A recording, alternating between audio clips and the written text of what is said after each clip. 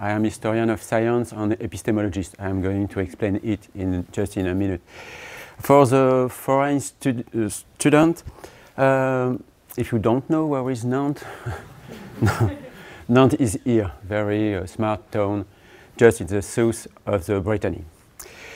As I said, I am a historian of science, and I am going to speak about the history of the theories on the origin of life during the 19th and the 20th century.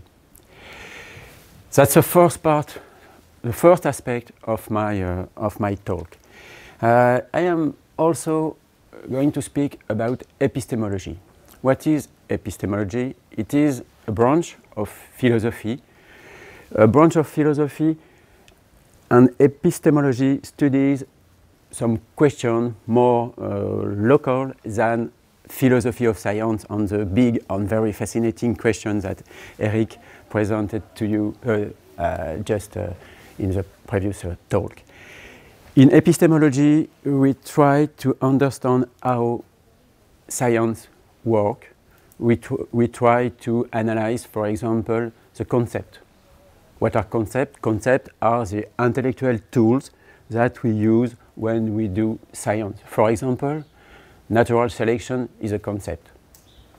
So, you see, we use history and research some questions particular that we look with philosophical method. So, in this talk, I am going to focus particularly on the fact that evolutionary and particularly origin of life is an historical process. And I'm going to try to show you how scientists take care or not of this fact that origin of life is an historical process. So please take care to one thing in my talk. I'm going to do history of science with all the history of some theories on the origin of life, and also historical aspect of the theories themselves will be my object. So you have history in history of science and historicity of life and of origin of life as object in the same talk. So it could be a little bit complicated. I prefer to say you to be careful when you listen to me. So, with Guillaume Lecointre, you heard about Lamarck, Darwin. I'm going to present their theories about the origin of life, and I will speak also about Spencer, a British philosopher of the 19th century.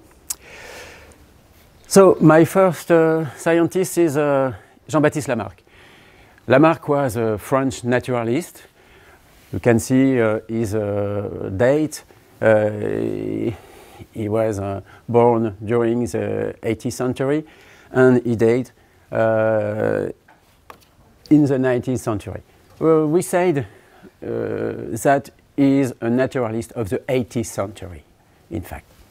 But there is something very, very interesting for historian of science in Lamarck's life. That's the fact that in 1802, he changed completely his theory about his conception of life. Before this date, he was fixist. He was convinced that space don't change during the history of life. And after this date, he became transformist. He became evolutionarist, in fact. And that was very strange because before this date, he didn't speak about his possible view about a form of transformism or evolutionary conception. And one day, he came to the National Museum in Paris, where he was a professor, and he exposed a very complete theory of evolution. That's completely crazy. And we have absolutely no archive on which we could archive that we could use to understand how his thought could evolve during this period. So, about the origin of life in his theory, we can look how he conceived the spontaneous generation. Imagine a piece of gelatinous matter. We speak of that, gelatinous matter. He used some fluid. He said that cannot be contained. In fact, it is caloric or electricity. With the effect of caloric is a form of dilatation. The molecule, at this time, molecule is only very, very little thing. No, that not correspond to the definition of the modern world. So you have a dilatation, and after another category of fluid that can be contained, for example, water, can go inside, and this water goes through the gelatinous matter. And this fluid, water, follow always the same way in this little piece of matter, and progressively she dig a tunnel, and progressively she dig a complete channel through this piece of gelatinous matter. And for Lamarck, it is the primitive intestine of a primitive living being. Very simple and primitive living being. In fact, when you have the first dilatation, he considers that the process of animalization is beginning. So that's the spontaneous generation explication.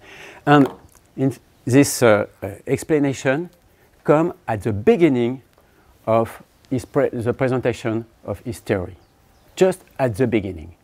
For Lamarck, it is very, very important. Why it is important, I'm going to explain that. He said that there is an analogy with fecundation. He considered that the fecundation is an egg produced by the female, and the male gives just a sort of fluid that provokes the animalization of the eggs. So he said that nobody has never seen a spontaneous generation, but an analogous phenomenon exists every day in fecundation. And it is very important because it is a modelization of all his theory.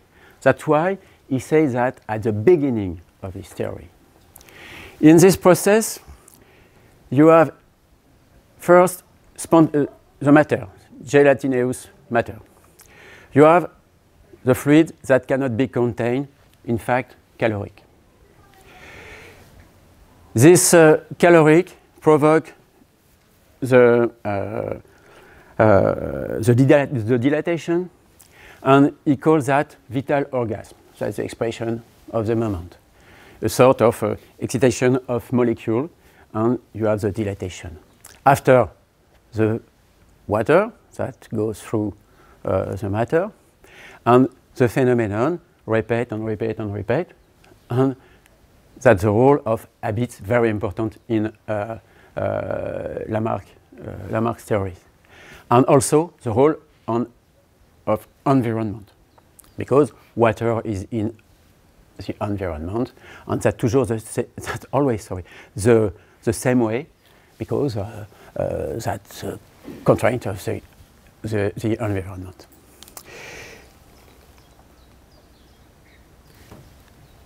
A little bit more later, in 1809, in an important book, Philosophical Zoology, he proposed this table, and you see here a ver, worms, on all the classes. Here another group of animals, infusoires, polypes, radiaires. If we follow this part of the table, les vers, worms, leads to insects, arachnides, crustacés, annélides, cirripèdes, mollusks, fish, reptiles, birds, and all the mammals here. Here you have spontaneous generation. Here you have another group of spontaneous generation with all the very little organism. So there is a beginning. There is a beginning at the beginning of the lineage here. But what is about the first, the absolute commencement of the life in this theory? What is there an origin of life in Lamarck's theory? It is very difficult to say. If you read all the books, all the texts of Lamarck, it is quite impossible because he writes a lot, but today computer help us to do that. You find only, in all his books, you will find only 3 mentions of the absolute beginning of life on Earth. In his book, in the book where he presents his theory, you can read that nature began and is still began in the process of beginning. Here you have the past, so you can think that there were an absolute commencement, an absolute beginning. And he said that nature still continue to beginning. Then he writes that life was not always been as we see it today. It is important. Perhaps previously there were a more simple life with not all the complex form present in the current nature. And in another book he said animal life began in the sea. So firstly, they were not terrestrial life, but animal life. You see that there is a form of history with beginning, transformation, and the current situation. But that's not so simple, because I say that there are spontaneous generation here that lead to worms, and spontaneous generation here that lead to another very simple animals. If we represent by this point the state of the current nature with simple organism here, for example worms, and here all the mammals, you have here the diversity of the current nature.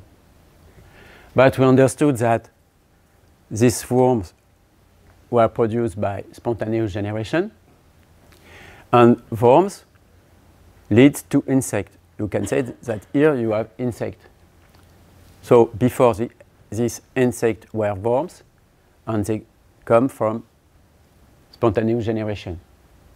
In fact, spontaneous generation are currently existing in the nature. They produce simple worms, And when you observe the diversity of organisms, in fact, you observe different stages of the process of transformation of species. And for example, the mammals come from spontaneous generation in the past. For explaining the transformation of species, the transformation of races, and the creation of this lineage, he used nothing more than the concept that I described in this slide for the spontaneous generation. In fact, the matter is obviously in organisms themselves. The fluid, water, are not, when you look at the transformation of a reptile in mammals or in birds, the fluid, the water that acts in this transformation is not outside but inside. And this water, this fluid in the organism, transforms the matter inside the organism. And that's the habit of animals, the repetition of the same action that transform organism. So that exactly the same concepts that in the spontaneous generation.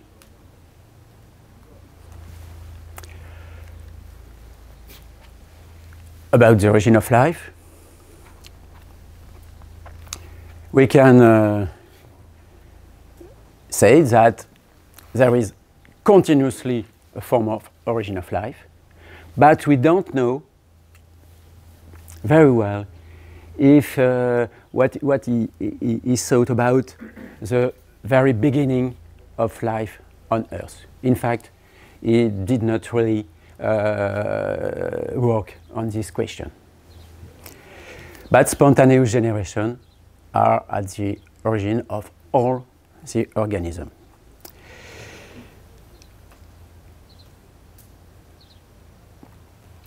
In this, in Lamarck's theories, as you have to understand that, in fact, the same condition leads to the same forms, the same classes. Because you have here the diversity of current classes, current species, and in fact, they were always the same condition, and this condition conduct to the same, leads to the same habit, and to the same transformation. No variation. It's important for the comparison with Darwin. And Darwin, Guillaume spoke about him Wednesday. As you know, he had a very interesting life. I can't explain that in details. And there was two parts in his life. The first part very important in his two main parts in his life. The first part very important during when he was young, when he went for a trip on a boat around the world, and that was very important because he had an important naturalist activity during this travel. And after, when he went back, he lived in this house, a nice house in the southwest of London, and he stayed here. And during around 2 decades, he prepared his theory on the natural selection. Here you have the first tree of evolution that he he drew when he was in preparation of this theory. Kepa showed it to you yesterday. That was, in fact, the first evolutionary tree that we know. And in 1859, he published his main book, The Origin of Species. Guillaume showed you this illustration. That was the only one illustration in the Origin of Species. Very interesting illustration, tree, but completely theoretical. There is no particular case in this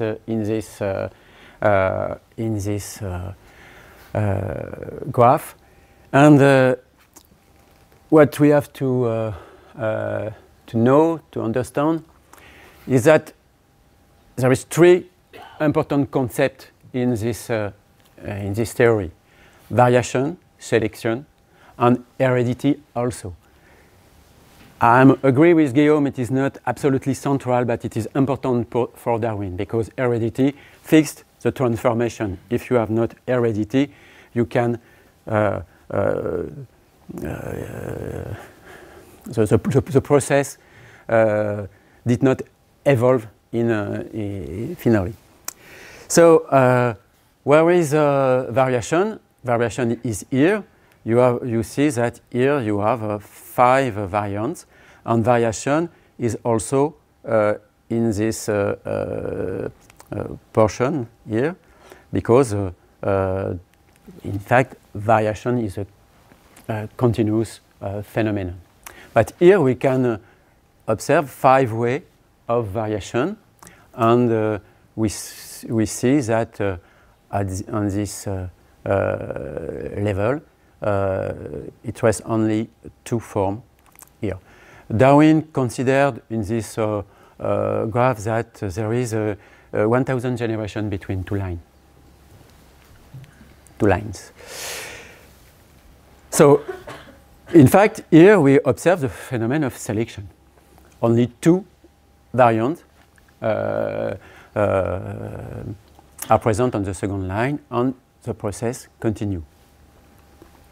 And more the distance here is big, more the forms are different.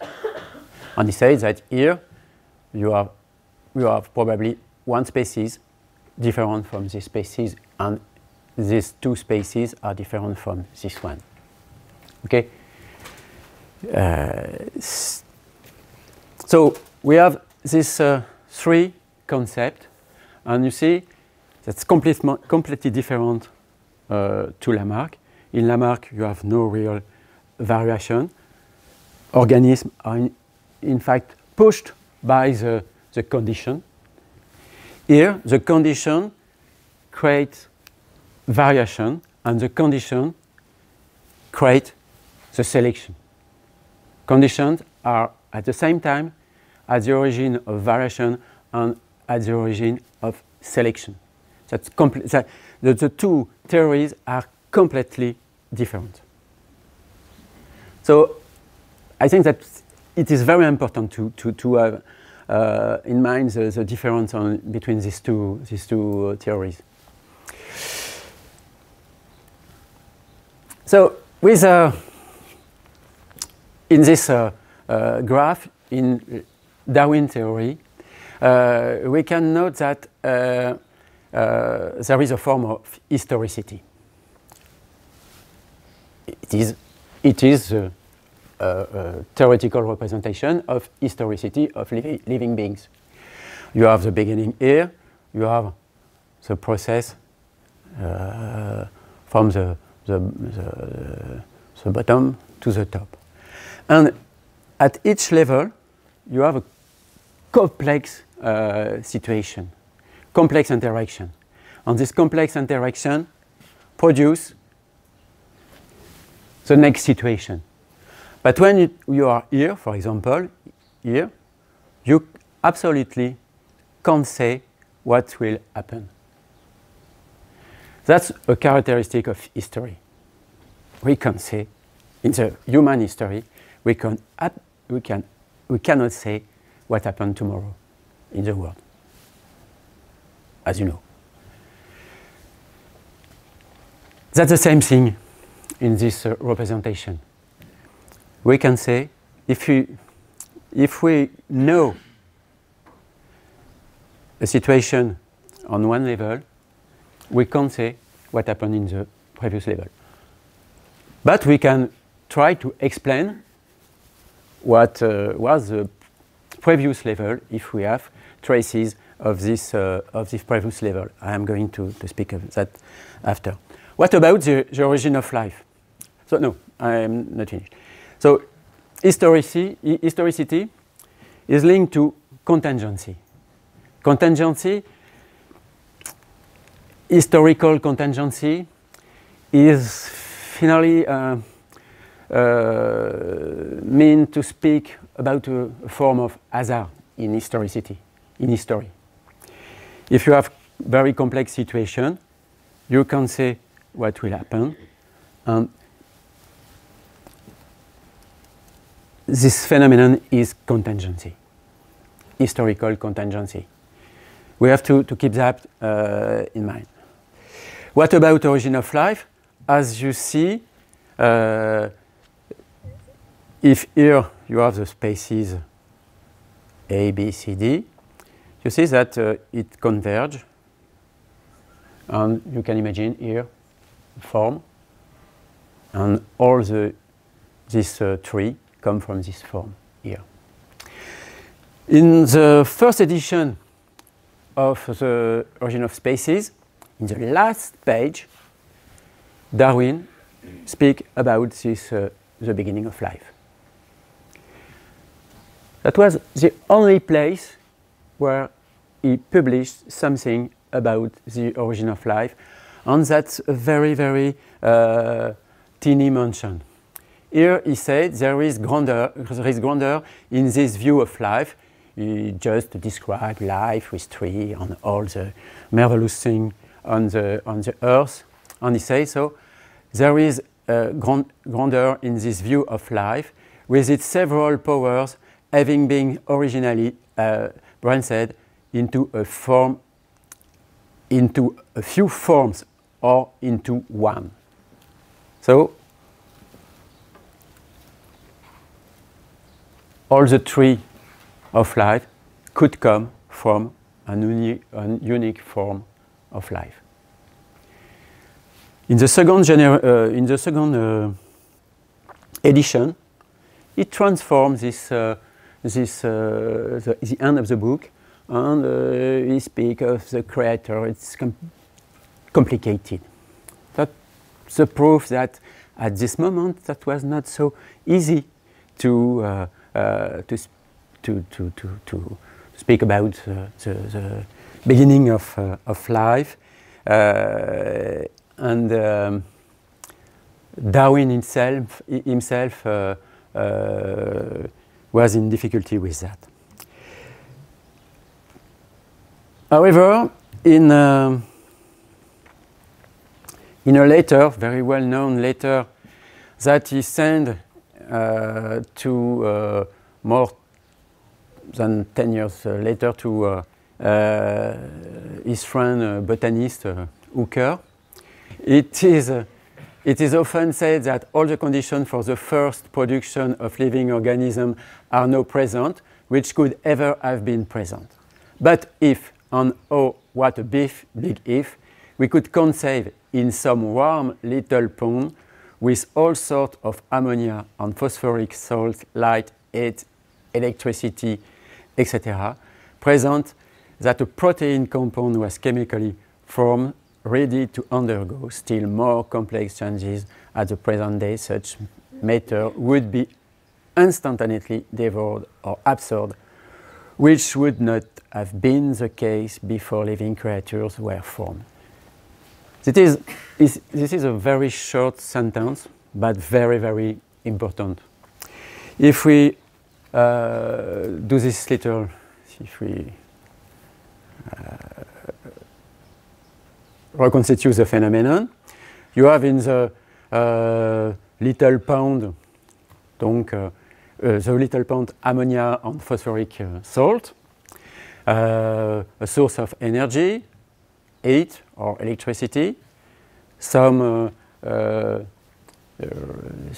reaction occurred, and proteic compounds appeared.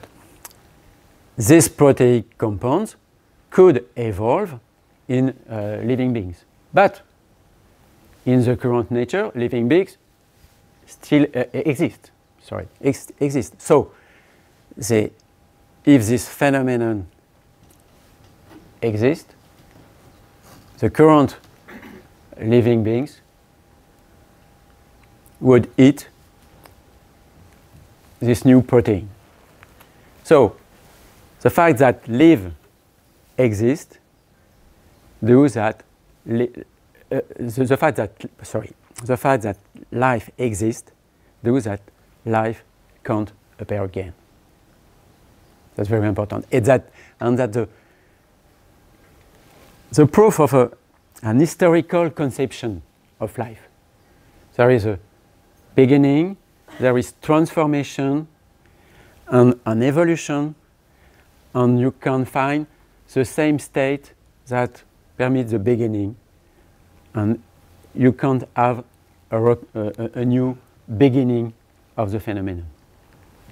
That's completely linked to the historicity of life.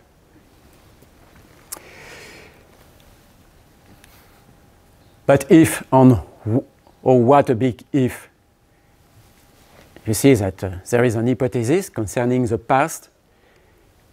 For more information, we need some traces, some fossils. Darwin said in The Origin of Species that for the very ancient period of the Earth, we have no fossil, and for him that was a problem. If the if underline the contingency aspect, and life prevent life from reappearing, there is no repetition possible. That's the point of view of Darwin. At the same moment, another British more philosopher than scientist, Herbert Spencer, produced a very important and interesting text. He was a very, very big writer. He was an encyclopedic philosopher. He had a very large view on the world, and he tried to do synthesis from science to psychology and sociology. You can see that in the title of his main book. He wrote all these books. You see, Principle of Biology during the 60s. Darwin's book was published, but it was more Lamarckian than Darwinian. He did not really accept the idea of variation and the idea of natural selection. And he wrote a lot on the origin of life, on the impossibility of spontaneous generation. And he considers that the origin of life is just a step in the evolution of matter from the beginning of the universe to human beings, on a sort of direct line with different steps that naturally come from the precedent step. So evolution of matter is completely explained by chemical laws. And here we can read how it conceives the problem of the origin of life. Thus, setting out with deduction from the experiences of organic chemists at the one extreme, and with deduction from the observation of biologists at the other extreme, donc chemists, biologists. You see what he means between chemists and biologists, the origin of life. We are unable deductively to bridge the interval. We are unable to conceive how organic compounds were evolved and how, by a continuance of the process, the nascent life displayed in this became gradually more pronounced. So you have a progressive transformation coming from the law of chemistry, and the law of chemistry lead directly to life. And for him, this is very, very progressive, and you can say here it is the first organism. And in the same way, after you have the evolution of animals, and you have naturally human beings, and he said that we can say where is in this line, in this lineage, the first human. So, chemistry, biology, origin of life between the two. We are in the middle of the 19th century. Here you have a very linear conception without variation or natural selection, a conception more Lamarckian than Darwinian. But with Darwin, that's also the same thing, chemistry, biology. And between the two, all the problem of the origin of life. Now, I go to the beginning of the 19th century with two famous names, Oparin and Haldane. Probably you never heard this name. It's interesting because they published their books, their text during the same decade, with absolutely independently. The first, Oparin, was a Russian biologist, and he published a booklet in 1924 in which he gave a narrative of the origin of life on Earth. He described the condition on Earth, and he explained how organic matter could lead to little bits of gel which represent the first organism. So, he described evolution and matter to primitive life. We can just notice that in the primitive conditions that he conceived, there were carbon dioxide. So, 5 years later, a British biologist, biochemist, geneticist, big biologist, Haldane, John Burdon Sanderson Haldane, wrote a paper in the same way, with the description of the primitive condition and the evolution of matter to the simplest organism. In his primitive condition, he introduced, he conceived that they were carbon dioxide, and it was the first to suggests this notion of prebiotic soup. This mixture with a lot of compounds that could react to produce life. And he said that when this mixture reacts, she produces some half-living chemical molecules and little bit mysterious syntax, but that's the idea that there is a stage with more complex molecule before cells. And all his text was more rich in concept of modern biology.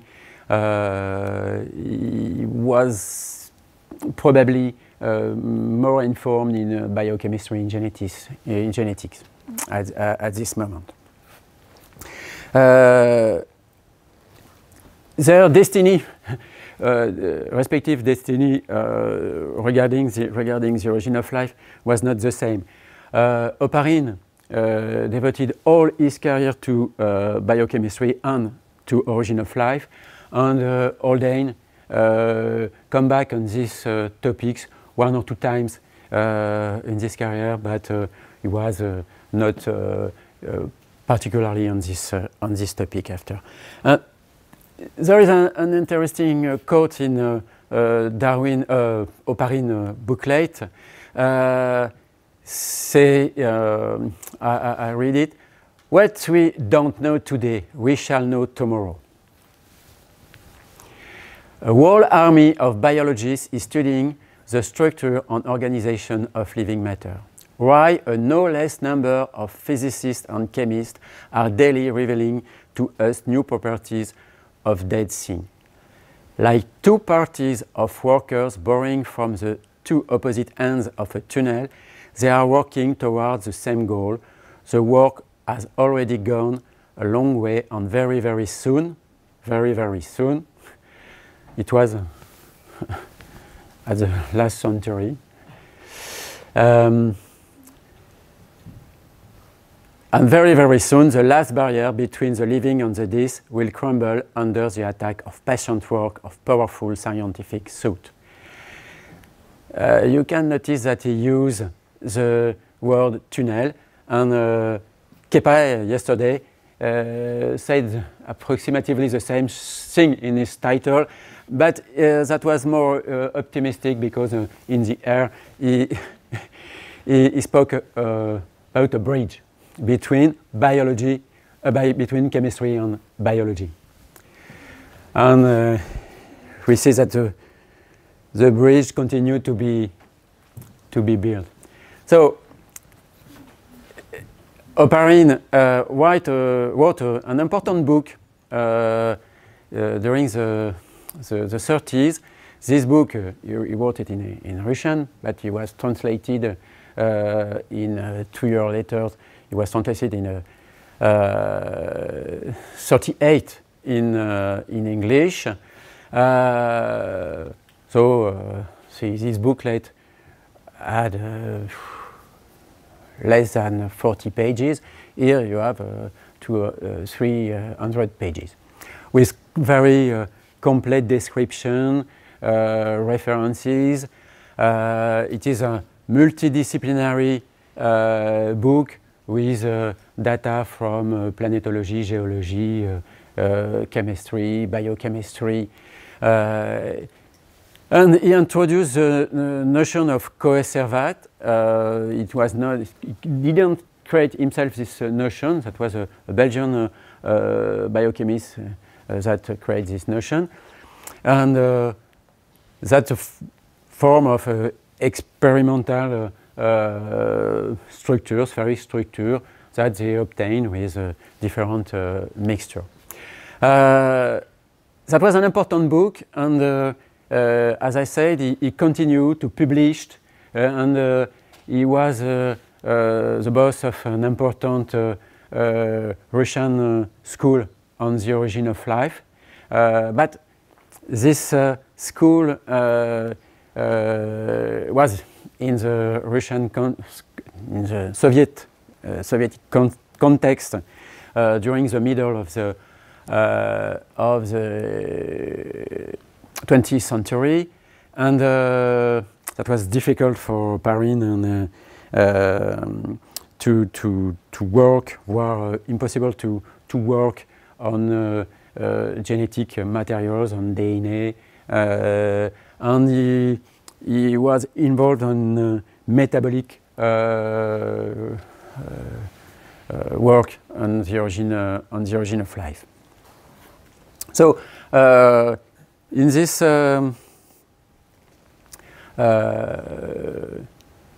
the important point in these two works is the fact that they began to construct some complete narratives of the problem of the origin of life. They describe the context of the primitive Earth and all the steps of the complexification of matter to the origin of life.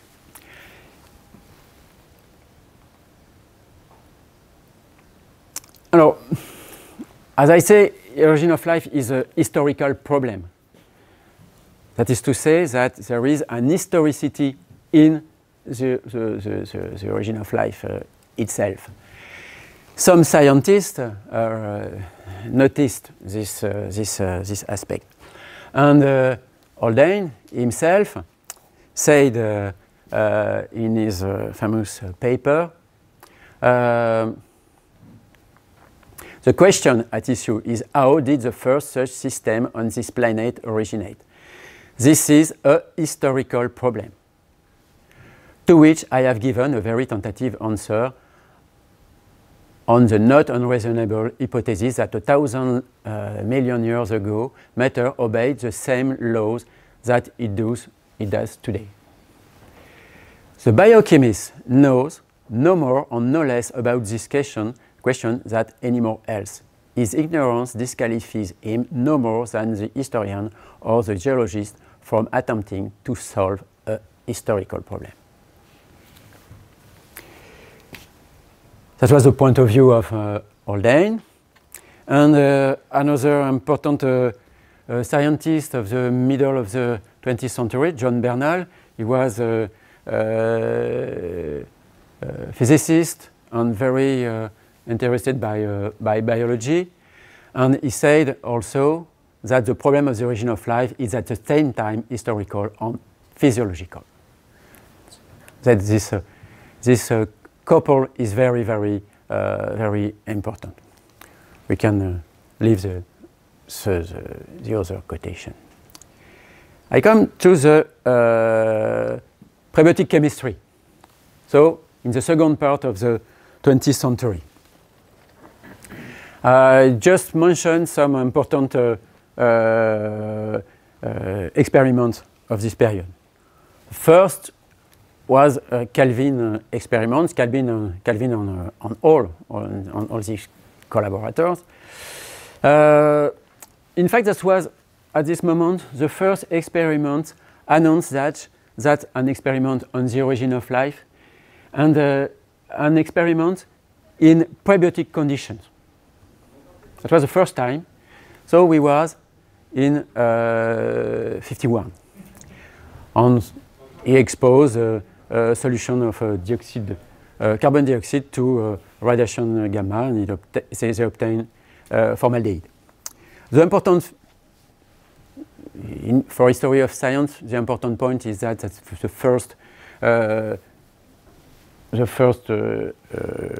experiment in a prebiotic condition. And as you know, probably, just 1 year later, a physicist, important physicist, Harold Urey, was Nobel Prize, wrote, "It seems to me that experimentation on the production of organic compound from water and methane in the presence of ultraviolet light of approximately the spectral distribution estimated for the sunlight would be most profitable." The investigation of possible effect of electric discharge on the reaction should also be tried, since electric storms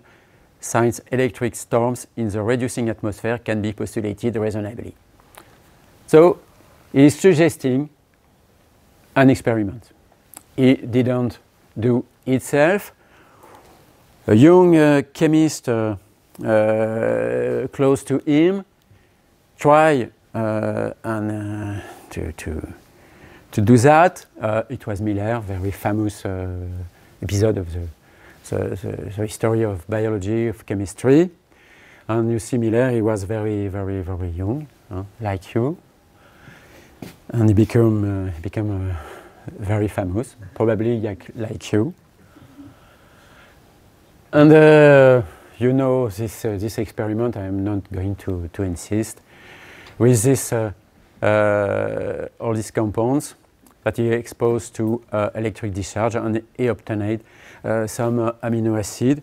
And you can see here the balloon after several days of discharge. And the separation of amino acid here. That was the very emblematic with Calvin, the very emblematic beginning of the prebiotic chemistry. And the story continued. The story continued during the 50s and the 60s, and continued today, in fact. Quickly, there were two steps in the history of the origin of life that all the chemists constructed both. Firstly, they produce in prebiotic condition some small molecules. Calvin, Miller, Urey, but at the beginning of the 60s, adenine, at the beginning of the 60s, also uracil. And a lot of other, but I point this molecule particularly. During this period, some scientists try to obtain some more complex structure, and we can speak about Fox and Arada at the end of the 50s, and they thermopolymerized amino acid, and they produce what they name proteinoid in prebiotic conditions. That's the important point. We are in prebiotic condition. And then the same Fox, few years later, produce some microsphere. And so you see that we have small molecules, macromolecules, cell. And the idea at this moment is that life began by small molecule, macromolecule, and then the macromolecule lead to cell. That was an history of the origin of life organized with these three stages systematically, and we can remind that at the same moment, that was the beginning of the molecular biology. The big concept of molecular biology were elaborated during the 40s, 50s, and 60s. I chose this image because it is very, very emblematic with Watson and Crick and the ADN, the DNA here in 53 when they discovered the structure in double helix.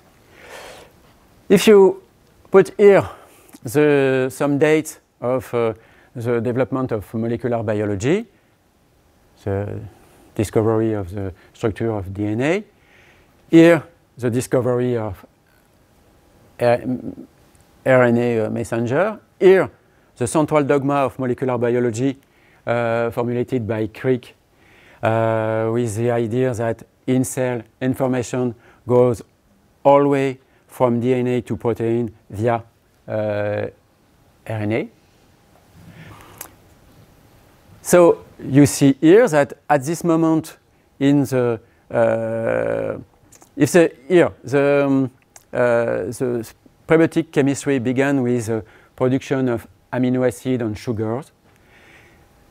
Molecular biology shows the importance of nucleic acid, first the DNA and then RNA, and you see that prebiotic chemistry was at this moment interested in production of basis of DNA and later of uracil, basis of RNA. So you have, in fact, the development of molecular biology that leads the choice of the chemists who were involved in prebiotic chemistry. Later, at the beginning of the 70s, that was the discovery of inverse transcriptase. Then the capacity of autocatalysis of RNA and the hypothesis of the RNA world.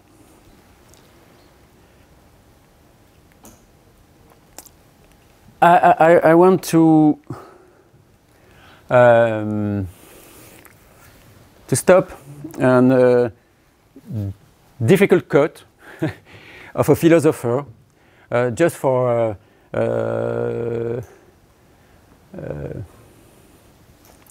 I just want to see if you are completely wake up.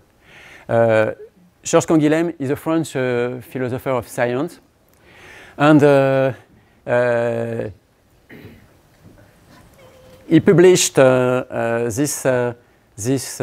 he gave a conference in Moscow in 71, and he spoke about the origin of life. It is very strange. He was a very important philosopher. He was a congress in of history and philosophy in Moscow, World Congress, and in Moscow he chose to speak about origin of life, and he never speak about origin of life in any of his paper.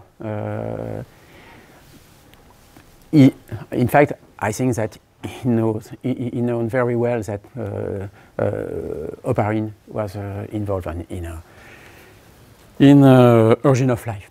The discovery of macromolecular structure of living matter had permitted to join within the same question after an historical regression, organic evolution, and chemical evolution.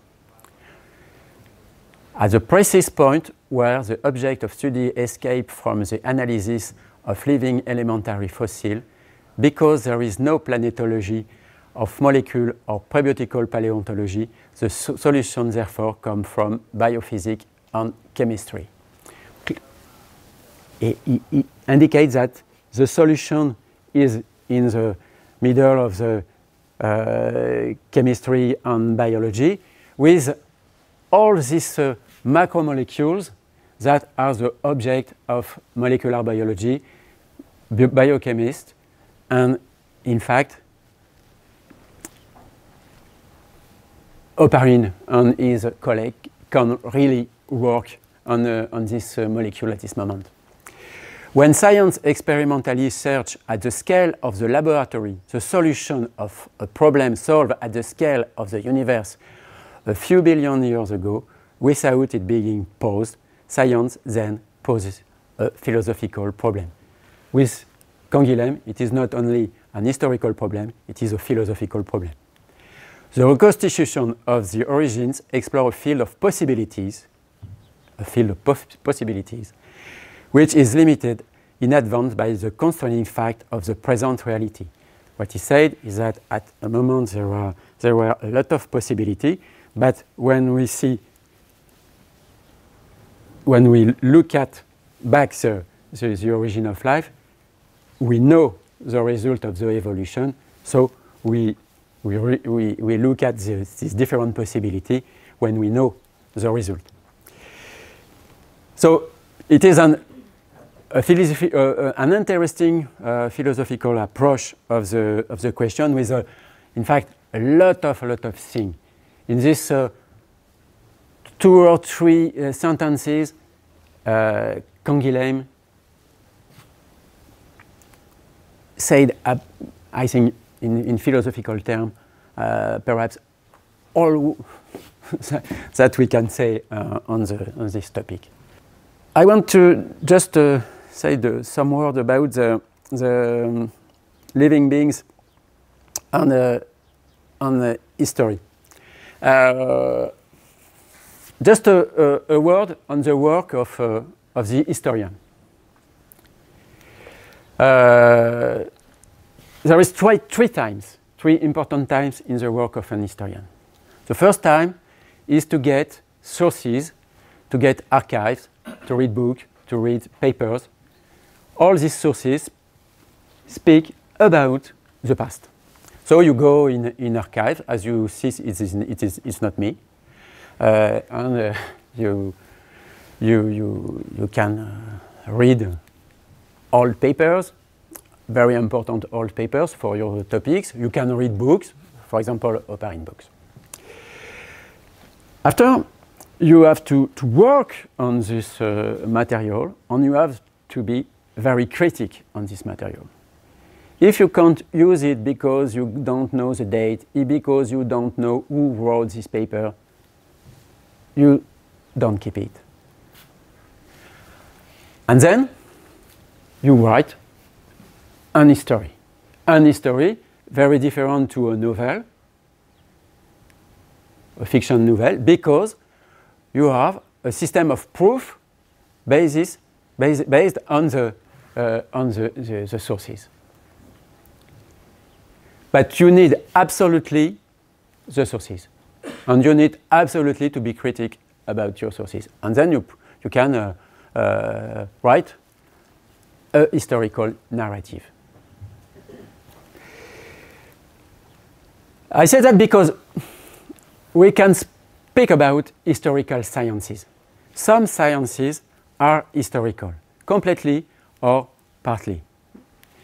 For example, cosmology, geology, paleontology are interested in past process. And it is very important to understand that this fact places this science in a particular position on the epistemological plan. This question was very studied in the 19th century and during the 20th century. The first philosopher to interested in this question were William Whewell and Augustin Cournot in France. And Whewell called this science paleontological sciences. In fact, sciences of the past causes.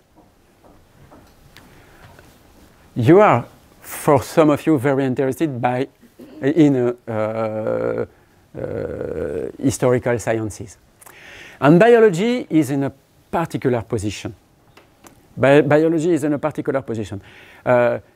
Guillaume spoke a little about that on Wednesday. Why? And also Eric this morning.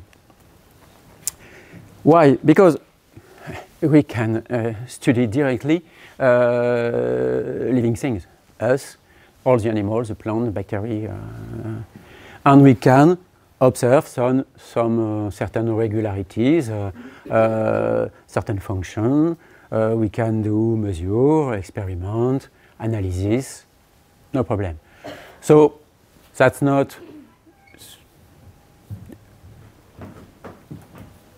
That it is possible to speak for speaking to these regularities that we constate, to speak about law, it is possible. But there is also another aspect, the historical aspect. Living beings are produced by evolution, and the evolution process is a past process. And how to study this past process? That's the question.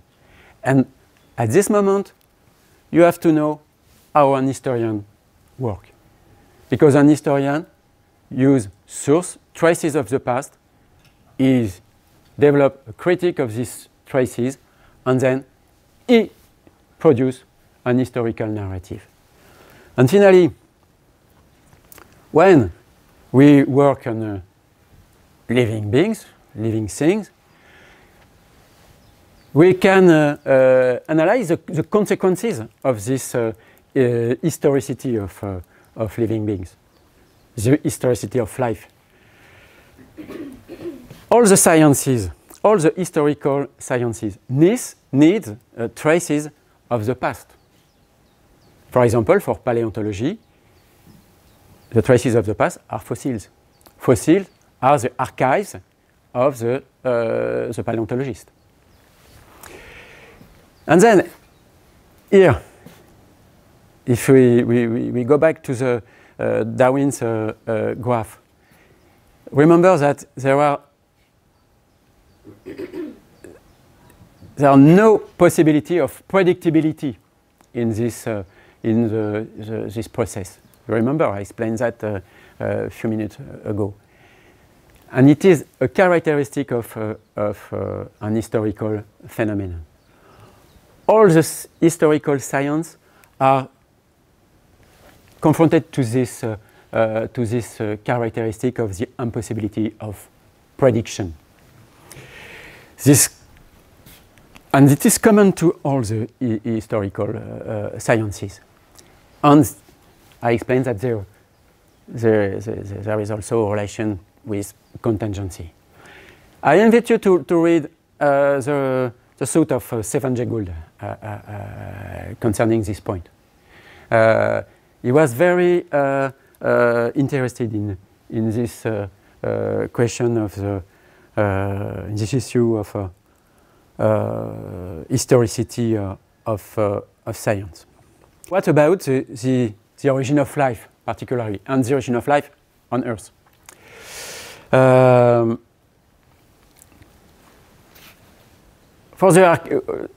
What are the consequences of historicity? What about the archives?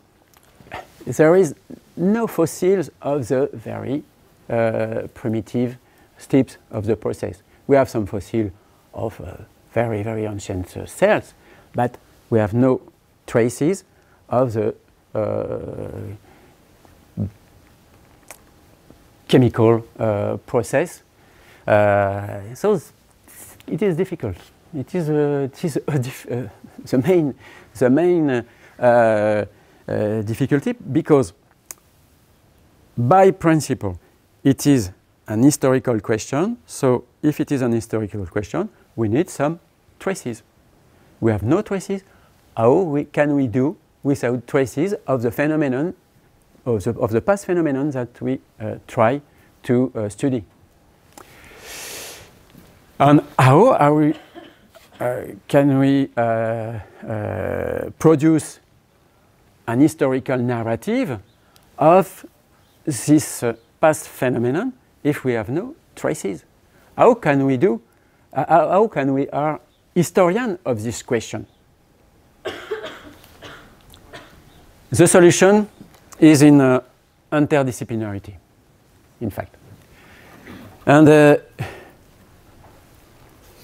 in this little graph, I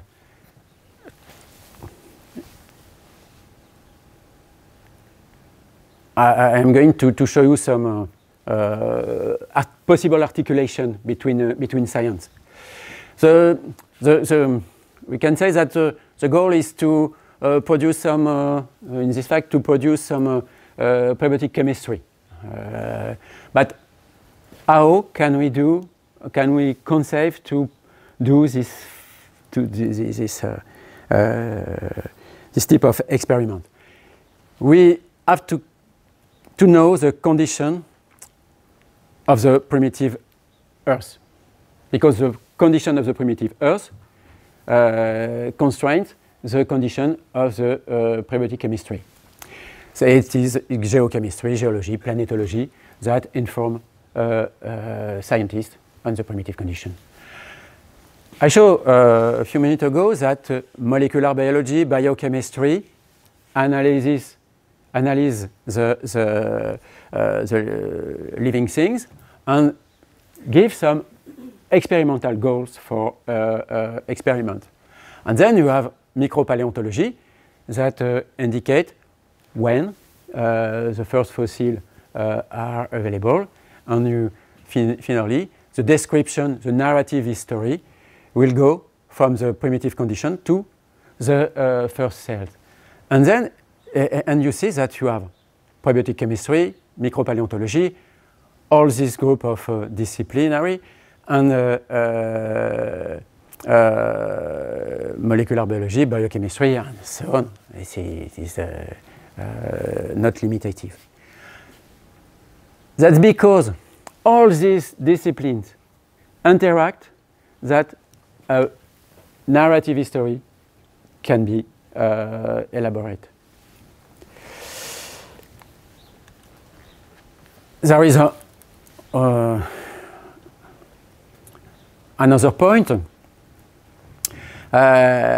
In a historical process, I said it several times, each state conditions the next state. So the complex condition on the primitive Earth conditions the possibilities of the process of life. So if you have some condition, set of conditions X, we can suppose that this set of conditions has led to life as we know it currently. It could be possible that another set of conditions did not lead to life. And, but we are here, so we can think that this set of conditions was existed. That's the definition of the contingency, in fact. French philosopher Jean-Paul Thomas gave an interesting, very short sentence. What could not be is contingent. Life on Earth could not be. In fact, life on Earth is, but life on Earth could not be. And that's the fact of contingency. That another mean to say the same thing. If you imagine a set of conditions, you can imagine a set of state, and then life as we know it. The same thing for no life on Earth, with another state, contingent interaction, and possibly also another state, another succession of states, and another life. Why not? That's the result of the historicity of the problem of the origin of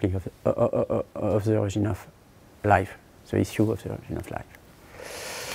Just a few remarks on the problem of the life in the universe, and it's close to the Eric's lectures. The contingency generates multiple possibilities. Because of contingency, the probability that life, as we know it, exists elsewhere in the universe is extremely low. I don't say that it is impossible, but it is extremely low. But we can suppose that in other worlds, other historical processes take place. And it is important, it seems to me that it is important to think the possibility of life in other places in the universe as historical processes. So, and it's a sort of a conclusion, to think of life elsewhere is not only a challenge for science, it is above all, in my point of view, a challenge for the imagination. And I know that some of you have have a lot of imagination. I saw that yesterday evening.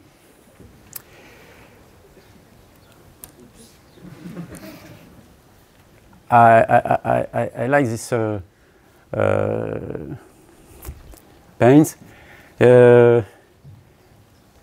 It's a paint of the René Magritte, and he called it Les idées claires. I'm not sure that I was completely clear.